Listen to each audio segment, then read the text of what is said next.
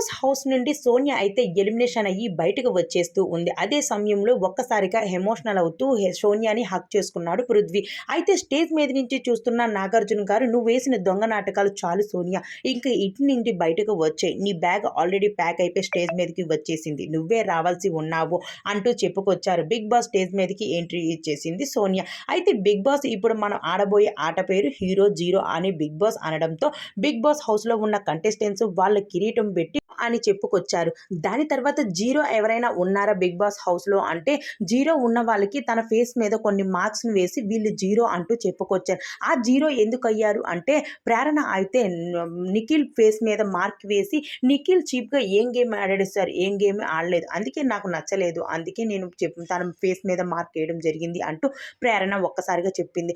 అయితే నీకేనేంటి, నాకు కూడా నిఖిల్ గేమ్ ఆడలేదు అనిపించింది, అలానే సీతకి కూడా అనిపించింది అంటూ చెప్పుకొచ్చారు. విష్ణుప్రియ నవ్వడంతో విష్ణుప్రియను కూడా ఎందుకమ్మా అలా నవ్వుతున్నావు అంటూ నాగార్జున గారు విష్ణుప్రియని ఆట పట్టించారు. అయితే ఈరోజు ఎలిమినేషన్ అయ్యేది సోనియా.